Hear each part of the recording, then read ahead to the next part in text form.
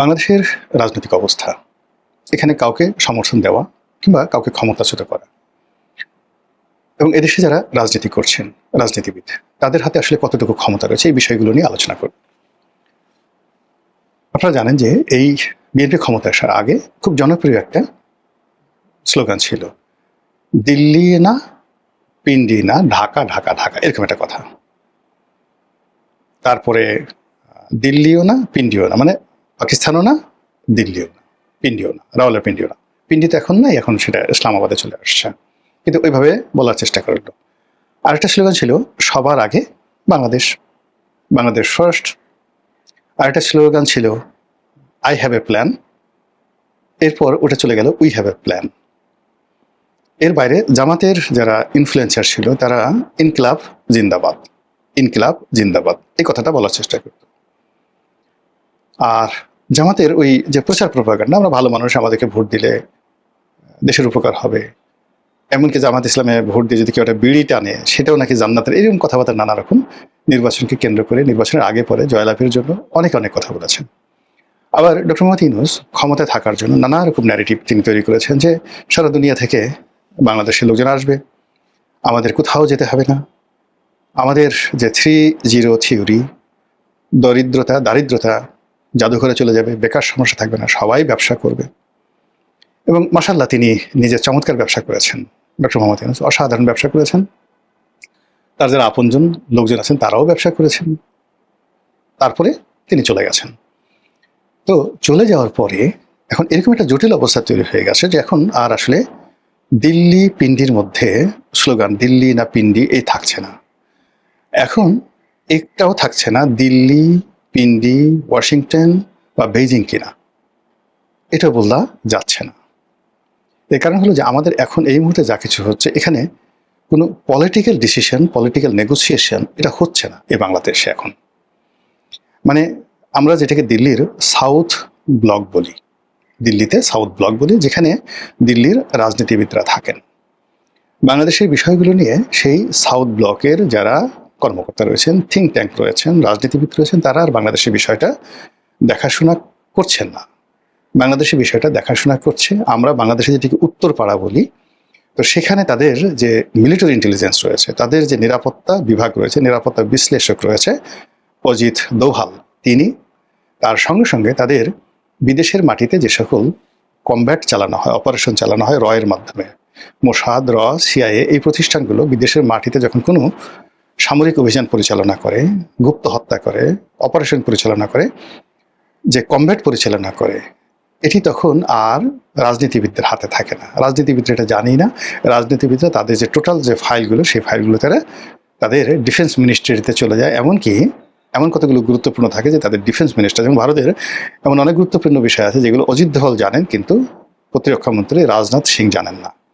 আবার পাকিস্তানের অনেকগুলো বিষয় রয়েছে যেগুলো সেনাপ্রধান জানেন, অসীম মুনির জানেন, কিন্তু প্রধানমন্ত্রী জানেন না। এবং এইটা যে কতটা গুরুত্বপূর্ণ, এটা আবুল মনসুর আহমদের আমার দেখা রাজনীতির যে 40 বছর, সেই বইতে তিনি খুব চমৎকারভাবে বর্ণনা করেছেন। তিনি অল্প কয়েকদিনের জন্য ভারপ্রাপ্ত প্রধানমন্ত্রী ছিলেন, যখন হোসেন সৈয়দ সোহরাওয়ার্দী আমেরিকাতে গিয়েছিলেন, বেশ কিছুদিনের জন্য তাকে ভারপ্রাপ্ত প্রধানমন্ত্রী করা হয়েছিল। ঠিক ওই সময়টাতে তিনি যখন কিছু সামরিক গুরুত্বপূর্ণ নথি দেখতে চাইলেন, স্থাপনা দেখতে চাইলেন, তখন তাকে জানানো হলো যেটা আপনি তো দূরের কথা, নির্বাচিত প্রধানমন্ত্রী, তাকেও জানানো হয় না, এবং এই সমস্ত জায়গাতে কখনো রাজনীতিবিদদের ঢুকে দেওয়া হয় না। ইট ইজ অ্যাবসলিউটলি মিলিটারির বিষয়, এই কথাটা উনি লিখে গেছেন। তো তদ্রূপ আমাদের বাংলাদেশে অনেক কিছু বিষয় আছে যেগুলো আসলে অ্যাবসলিউটলি সামরিক বিষয়, যেটা প্রধানমন্ত্রীকেও জানানো হয় না।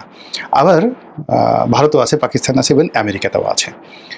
এখন বাংলাদেশের যে বিষয়গুলো আছে এই মুহূর্তে, বাংলাদেশের বিষয়গুলো আছে, সেটা পলিটিক্যাল সলিউশন বা পলিটিক্যাল যে ইনফ্লুয়েন্স, এই ইনফ্লুয়েন্সের পর্যায়ে নেই। যখন একটা রেজিম চেঞ্জ হয়, যেমন বাংলাদেশের শেখ হাসিনার যে রেজিমটা চেঞ্জ হয়েছে, এই রেজিমটা চেঞ্জ হওয়ার পিছনে জো বাইডেন বা তাদের পররাষ্ট্রমন্ত্রী যারা ছিলেন তাদের ভূমিকার চাইতে এখানে যেটা বন্ধ করা হয়েছে রিসেন্টলি, সেটা হলো তাদের একটা প্যাসিফিক কমান্ড ছিল, ইন্দো প্যাসিফিক কমান্ড। তো সেই ইন্দো প্যাসিফিক কমান্ডের নেতৃত্বে যারা মিলিটারি বিশেষজ্ঞ ছিলেন তারা এটা হ্যান্ডেল করবে। যদি ডিপ স্টেট, পাকিস্তানের ঠিক সেম ঘটনা ঘটেছে, অর্থাৎ ইন্দো প্যাসিফিক কমান্ড থেকে সেটা আসছে। ইন্দো প্যাসিফিক কমান্ডের সঙ্গে সরাসরি পেন্টাগনের যোগাযোগ, আর পেন্টাগনেরই একটা অংশ হলো সিআইএ। আর সিআইএর দুটো শাখা আছে, একটা হলো পলিটিক্যাল শাখা, আর একটা হলো মিলিটারি শাখা। মিলিটারি শাখা সরাসরি সামরিক বাহিনী কর্তৃক নিয়োজিত হয়। আর পলিটিক্যাল যে বিষয়টি, সেটি প্রেসিডেন্ট ডোনাল্ড ট্রাম্প তার ইচ্ছা মতো সিআইএর প্রধান বা নিরাপত্তা বিশ্লেষক যেমন তুলসী গ্যাবার্ডকে নিয়োগ দেওয়া হয়েছিল, ঠিক ওই রকমভাবে নিয়োগ দেওয়া হয়। তো সেই দিক থেকে যদি বাংলাদেশে ডিপ স্টেট পলিসি আমেরিকা করে থাকে, এবং সেটা করেছে, ডোনাল্ড ট্রাম্প বলেছেন, তাহলে এটা আর হোয়াইট হাউসের বিষয় নেই, এটা আর ওয়াশিংটনের বিষয় বলা যাবে না, এটা পররাষ্ট্র মন্ত্রণালয়ের বিষয় বলা যাবে না, এটা মার্কিন যাকে বলা হয় ডিপার্টমেন্ট অফ জাস্টিস, সেটার বিষয় বলা যাবে না, এটা সিনেটে আছে বা কংগ্রেসে আছে, কংগ্রেসের বিলের মধ্যে জড়িত না, এটা অ্যাবসলিউটলি 100% পেন্টাগনের হাতে চলে গেছে। তো যখন পেন্টাগন তার শক্তিমত্তা, মিলিটারি ইন্টেলিজেন্স এগুলো ব্যবহার করে অনেকটা সেমি যুদ্ধ, গেরিলা যুদ্ধ কিংবা একটা দেশকে উত্তপ্ত করার ক্ষেত্রে, সেখানে আক্রমণ পরিচালনা করার ক্ষেত্রে যা কিছু করে, তখন সেই সকল দেশ মোটামুটি একটা যুদ্ধ ঝুঁকির মধ্যে থাকে, অভ্যন্তরীণ কিংবা বহির্শত্রু এরকম একটা যুদ্ধের মধ্যে থাকে। যেমন এখন যেটা তাইওয়ানের বিষয়টা বা ইরানের বিষয়টা, ইউক্রেনের বিষয়টা, আসলে ডোনাল্ড ট্রাম্পের উপর নির্ভর করে, সে শুধুমাত্র বকর বকর করছে, পুরো বিষয়টি আসলে নির্ধারিত হচ্ছে পেন্টাগন থেকে। কাজে আমাদের দেশে ফার্স্ট থিং হলো আপনাকে বিশ্বাস করতে হবে যে কোনো আপনার ডিপ স্টেট নেই, কোনো ডিপ স্টেট ছিল না, নাথিং। তাহলে আমেরিকার সাথে যে বাংলাদেশের সম্পর্ক ঢাকা ভার্সেস ওয়াশিংটন হবে। আর যদি এখানে ডিপ স্টেট থাকে তাহলে আপনি বলবেন Dhaka versus Pentagon, Dhaka versus, এর বাইরে কোনো দাড়ি কমা সেমিকোলন কিচ্ছু নেই। আর আমাদের যারা রাজনীতিবিদ তারা যতই মার্কিন পররাষ্ট্র দপ্তরে দৌড়াক, ডোনাল্ড ট্রাম্পের অফিসে দৌড়াক, লবিস্টের পিছনে দৌড়াক, কিন্তু এটা সামরিক চ্যানেলে যতক্ষণ না পর্যন্ত এটা নেগোসিয়েশন না হবে, ততক্ষণ পর্যন্ত এই যে এটা গ্যারাকল জাতাকল, এর মধ্যে থেকে আমেরিকার জায়গা থেকে আমরা বেরোতে পারবো না। এই গেল আমেরিকা অর্থাৎ পেন্টাগন। Secondly Mossad. এখন মোসাদকে বলা হয় পৃথিবীর সবচেয়ে দুর্ধর্ষ, এর চেয়ে দুর্ধর্ষ, এর চেয়ে ইফেক্টিভ এবং এর চেয়ে ধ্বংসাত্মক বিষয় নেই। মোসাদ যেখানে তাদের স্বার্থ আছে সেখানে যদি তারা হস্তক্ষেপ করে, নট লাইক দ্যাট। মোসাদ কিছু কিছু জায়গাতে তারা তাদের একটা বাফার জোন গড়ে তোলে, সেফ জোন গড়ে তোলে, এবং তাদের জন্য সেই সেফ জোনটি এই মুহূর্তে পৃথিবীর সবচেয়ে বাফার এবং সেফ জোনটি হলো ভারত। এবং সেই ভারতের যে সেফ জোনটি, এটি আমেরিকাও মেনে নিয়েছে, কিন্তু ইরান এটা মানছে না। আপনি দেখেন এই যে এখন ইরানের সাথে আবার নতুন করে যুদ্ধ হলো এবং ভারতীয় জাহাজগুলো সেখানে বন্ধ করে দিয়েছে, এবং তারা নরেন্দ্র মোদীকে ডাইরেক্ট বলেছে যে তুমি যদি তোমার এই বাফার জোনটি ওখান থেকে না সরাও, তাহলে সেখান থেকে সরাসরি আমরা এখান থেকে আমাদের জানা আছে যে কোথায় তোমরা ড্রোন উৎপন্ন করছো ইসরায়েলের জন্য, কোথায় তোমাদের অফিস আছে, কি আছে, ডাইরেক্ট আমরা এখান থেকে তোমাদেরকে আক্রমণ করব। ফলে কি হলো, এই যে ভারতে যে তাদের বাফার জোনটা আছে, সেই বাফার জোনটা তুলনামূলকভাবে যদি বাংলাদেশের মধ্যে চলে আসে, ভারতের মদতে এবং মোসাদের মদতে এবং আমেরিকার মদতে, আমি তো আশ্চর্য হব না।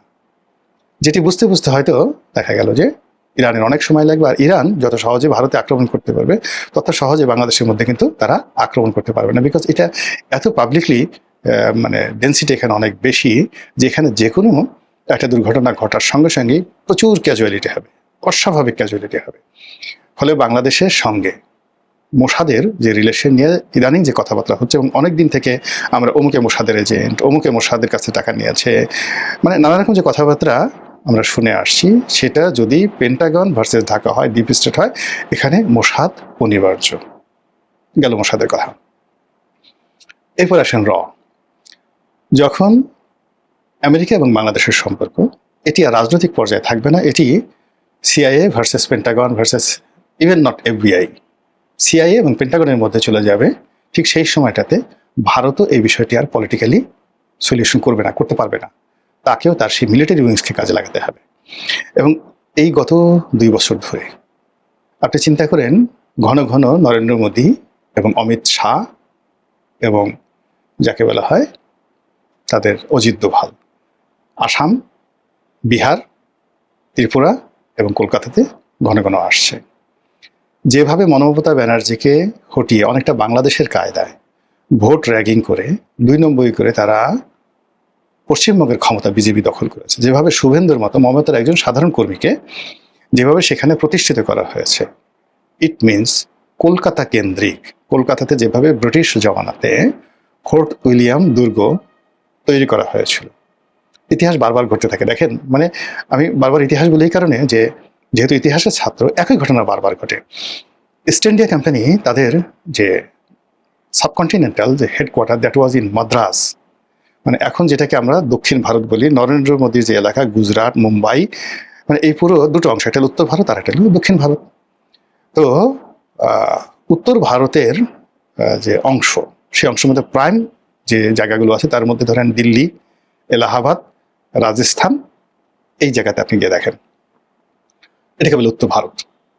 আর দক্ষিণ ভারত বলতে ওই যে শিবাজি রাওদের ওই পুরো এলাকা, দাক্ষিণাত্য, মাদ্রাস, গুজরাট, এই সমস্ত এলাকা। তো ওখানে তারা প্রথমে ঘাঁটি করল, মাদ্রাজে তাদের ঘাঁটি করলো, মাদ্রাস প্রেসিডেন্সি এটা দীর্ঘদিন নাম ছিল। কিন্তু পরে দেখলো যে না, কৌশলগতভাবে মাদ্রাজের চাইতে তাদের জন্য হুগলি এবং তাদের জন্য কলকাতা, হুগলি, মুর্শিদাবাদ এবং বাংলা, বিহার, উড়িষ্যার গুরুত্বপূর্ণ, এবং বাংলা, বিহার, উড়িষ্যার এই এলাকায় ডমিনেট করার জন্য এই প্রথম তারা ওখানে একটা দুর্গ নির্মাণ করলো, ফোর্ট উইলিয়াম দুর্গ। এবং সেই ফোর্ট উইলিয়াম দুর্গকে কেন্দ্র করে এই পলাশীর যুদ্ধ, এবং পলাশীর যুদ্ধ পরবর্তীতে ইতিহাস জানে যে বাংলা থেকে তারা যে রাজত্ব শুরু করলো, এরপর তারা ধীরে ধীরে মাদ্রাজের দিকে এগুলো সেকেন্ড ফেজে। সেম ঘটনা আরও আগে, অর্থাৎ 1026 সনে ঠিক একই ঘটনা ঘটে। অর্থাৎ দক্ষিণ ভারতে রাজা ছিলেন রাজেন্দ্র, চোল সম্রাট রাজেন্দ্র। তো তিনি এই নরেন্দ্র মোদীর মতো ওই এলাকাতে বেশ সুখে শান্তিতে ছিলেন। কিন্তু এই যে বাংলাতে যে ধন সম্পদ এবং বাংলাতে যে অর্থবৃত্ত এবং এখানে যে প্রবলেমগুলো, পলিটিক্যাল প্রবলেমগুলো শুরু হলো। রাজনীতির নতুন মোড় নিয়ে গুরুত্বপূর্ণ তথ্য দিল গোলাম মাওলা রনি। মানে আজ থেকে 1000 বছর আগে সেই চোল সম্রাট রাজেন্দ্র এই বাংলা, বিহার, উড়িষ্যা আক্রমণ করে এটা দখল করে নিলেন। এখন দেখেন যে উত্তর ভারতের রাজনীতি, মানে দিল্লি, আগ্রা, এলাহাবাদ, এই যে পুরো যে এলাকাটা, মধ্যপ্রদেশ, ইউপি, এই এলাকার যে রাজনীতি এরা কন্ট্রোল করছে কারা? দক্ষিণ ভারতের লোকজন, অমিত শাহ এবং যাকে বলা হয় নরেন্দ্র মোদী। তো এগুলো করার পরেও এই যে বাংলা, বিহার, উড়িষ্যা, 1756 সালে ইংরেজদের জন্য যে সমস্যা তৈরি করেছিল, বাংলা, বিহার, উড়িষ্যা 1026 সনে যে সমস্যা তৈরি করেছিল রাজা রাজেন্দ্রর জন্য, চোল সম্রাট রাজেন্দ্রর জন্য, বাংলা, বিহার, উড়িষ্যা সম্রাট আকবরের জন্য যে প্রবলেম সৃষ্টি করেছিল, বাংলার 12 ভূঁইয়ারা যে প্রবলেম সৃষ্টি করেছিল, the same problem now happening. এই জন্য ভারত কি করছে, তার মিলিটারি কম্ব্যাটগুলো, স্থাপনাগুলো এখন এই পশ্চিমবঙ্গ, বিহার, উড়িষ্যা, ত্রিপুরা, আসাম। এবং আরো স্পষ্ট করে যদি বলি, এখানে যেমন তাদের যে নিজেদের রাজ্য থেকে শুরু করে সেই নিজেদের রাজ্যে যে সকল উপজাতি রয়েছে, আমাদের যেমন দুর্গম এলাকাতে, সেখানে তারা রীতিমতো তাদের হাইয়েস্ট মিলিটারি প্রেজেন্স, যেটি কাশ্মীরও না এই মুহূর্তে, কাশ্মীরের চাইতেও বেশি প্রেজেন্স এখানে তারা রেখেছে। আর আমাদের যে সীমান্ত, আমাদের সীমান্তে তারা এই গত 2 বছর যাবৎ যে মানে মিলিটারি যে উপস্থিতি, সেই উপস্থিতিতে তারা মানে এখান থেকে তারা যদি মুভ করতে চায় উইদিন 1 ঘন্টায় তারা মুভ করতে পারবে। তাদের এয়ারফোর্স, তাদের নেভাল ফোর্স এবং তাদের স্থলবাহিনী, ক্যাভারি, মানে আমরা যেটাকে বলে গো টাওয়ার, এটাকে এখন মানে ইনফ্যান্ট্রি বলা হয়, পদাতিক বাহিনী। এই পদাতিক বাহিনী যে সমাবেশ তারা করেছে সীমান্তের উপরে, পশ্চিমবঙ্গ, তারপর শেষে ত্রিপুরা এবং আসামে। একটু যদি আপনাদের স্যাটেলাইট ইমেজ থাকে, একটু দেখে নেন যে ওখানে আসলে কি হচ্ছে সীমান্তের উপরে, জাস্ট একটু দেখে নেন। এটা খুব সহজ, যে কোনো লোক এটা করতে পারে, একটু দেখে নেন, তাহলে বুঝতে পারবেন যে বাংলাদেশ সীমান্তে ভারত আসলে কি করছে। একদিকে বঙ্গোপসাগর, অন্যদিকে সব মিলিয়ে আমরা কি একটা অবস্থার মধ্যে আছি, একবার একটু বোঝার চেষ্টা করেন। আমাদেরকে একটু সতর্ক হতে হবে না? তথ্য ডাটা জানতে হবে না? নিজেদের যে পায়ে যতটুকু শক্তি আছে সেই শক্তি দাঁড়াতে হবে না? নচেত আমরা তো আসলে পালানোরও সময় পাবো না। মহান আল্লাহ আমাদের সবাইকে হেদায়েত দান করুন এবং হেফাজত করুন। আসসালামু আলাইকুম রহমতুল্লাহি ওয়া বারাকাতুহু।